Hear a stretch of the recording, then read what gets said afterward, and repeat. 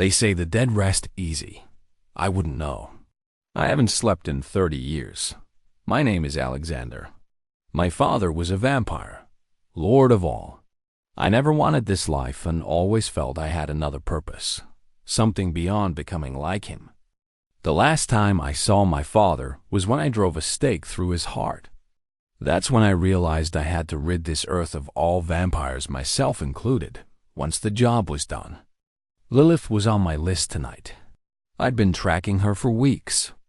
A tip led me to an old church in an abandoned town, a place that once welcomed all kinds of abominations hundreds of years ago. As I opened the church doors, Lilith was busy sinking her teeth into some poor adventurer who probably just wanted to explore this ghost town. She looked up from her meal and lunged at me. They always do. She was strong, faster than anything I'd ever hunted before, thousands of years old. But I'd danced this dance 100 times. I was gifted the touch of death by a very old witch. All I needed was to scratch her skin. Within seconds, she'd be paralyzed. Even the strongest vampires couldn't escape that power. We crashed through pews, wood splintering in the air. I slid left and managed to scratch her neck as she flashed by. She stopped a few feet away and fell to her knees, looking back at me with surprise in her eyes.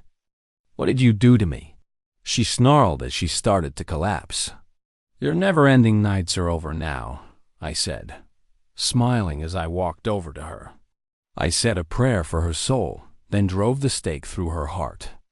She screamed a sound like ice down my spine. When she turned to ash, the wind scattered her into the rafters. Just like that, it was done. I stood in the wreckage, lit a cigarette, watched the smoke curl into the broken ceiling, and waited for the sun. Another night gone, another one to come.